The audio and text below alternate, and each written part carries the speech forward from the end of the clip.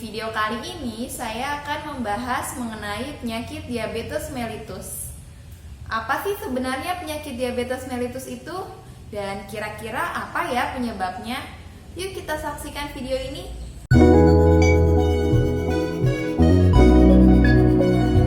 Assalamualaikum warahmatullahi wabarakatuh. Hai semuanya, perkenalkan nama saya Aldera sebagai nutritionist dan nutripreneur. Pada kesempatan kali ini saya akan membahas penyakit diabetes mellitus. Tapi buat kalian yang belum subscribe channel ini, jangan lupa tekan tombol subscribe-nya ya, dan jangan lupa bunyiin tombol loncengnya, oke? Oke, kita mulai dulu ya dari apa itu diabetes mellitus.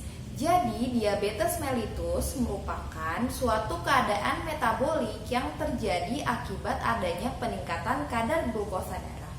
Peningkatan kadar glukosa di dalam darah ini biasanya terjadi karena resistensi insulin atau gangguan pada kerja insulin. Tanda dan gejala dari penyakit diabetes mellitus itu ada 4. Yang pertama adalah poliuria. Poliuria merupakan keadaan di mana seseorang selalu ingin buang air kecil. Biasanya dalam satu hari itu bisa lebih dari 20 kali. Kedua yaitu polidipsia. Polidipsia merupakan keadaan di mana seseorang itu selalu merasa diri dia haus. Ketiga adalah polifagia. Polifagia merupakan keadaan di mana seseorang mempunyai ritme rasa lapar yang sangat tinggi. Jadi dia selalu merasa diri dia lapar. Yaitu ada penurunan berat badan.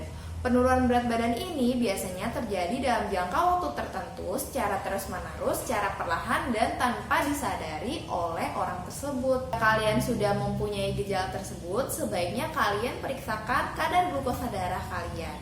Nah, untuk kadar glukosa darah puasa jika sudah lebih atau sama dengan 126 mg per desiliter, berarti itu sudah bisa didiagnosis sebagai penderita diabetes. Untuk gula darah sewaktunya, kalau misalnya dia sudah lebih atau sama dengan 200 mg per desiliter, itu juga sudah bisa dikatakan sebagai diabetes mellitus.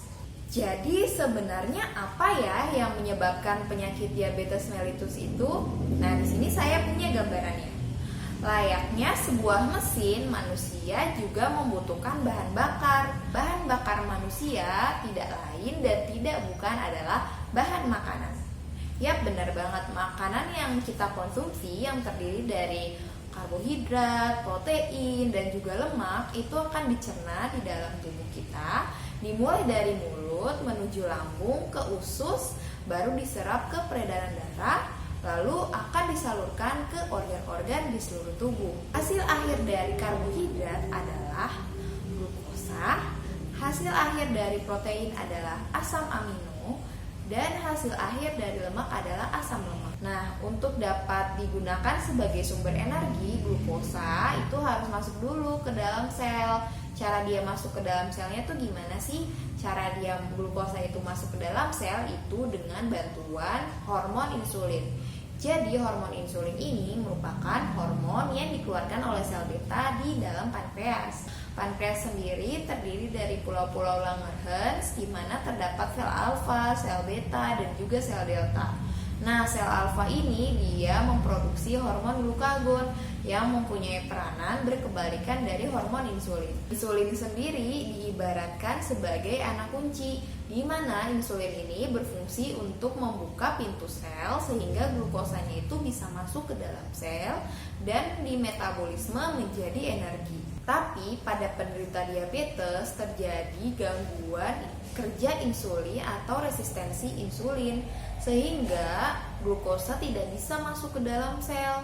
Akibatnya glukosa akan menumpuk di dalam aliran darah menyebabkan tingginya kadar glukosa di dalam darah. Kira-kira apa ya yang menyebabkan gangguan pada kerja insulin atau resistensi insulin?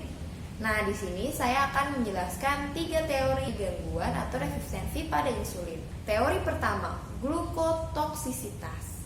Jadi, glukotoksisitas adalah kadar glukosa darah yang yang berlangsung lama yang akan menyebabkan peningkatan stres oksidatif dengan akibat apoptosis sel beta. Apoptosis ini merupakan kematian sel terprogram. Teori yang kedua yaitu lipotoksisitas. Nah, lipotoksisitas merupakan peningkatan asam lemak bebas yang berasal dari jaringan adiposa dalam proses lipolisis akan mengalami metabolisme non-oksidatif menjadi keramid yang toksik terhadap sel beta. Yang ketiga yaitu penumpukan amiloid. Pada keadaan resistensi insulin, kerja insulin dihambat hingga kadar glukosa darah meningkat. Nah, karena itu sel beta akan berusaha mengkompensasinya dengan meningkatkan sekresi insulin hingga terjadi hiperinsulinemia. Nah, pada DM tipe 2 jumlah sel berkurang 50-60% dari jumlah normal. Sekarang kalian sudah tahu kan penyakit diabetes mellitus itu apa? Untuk video berikutnya, saya akan membahas mengenai pola hidup sehat untuk penderita diabetes mellitus. Nah, kalau menurut kalian video ini bermanfaat, jangan lupa like dan share ke teman-teman kalian juga ya, biar teman-teman kalian juga tahu infonya. Oke, terima kasih buat yang sudah menonton. Kurang lebihnya mohon maaf. Wassalamualaikum warahmatullahi wabarakatuh. Bye-bye.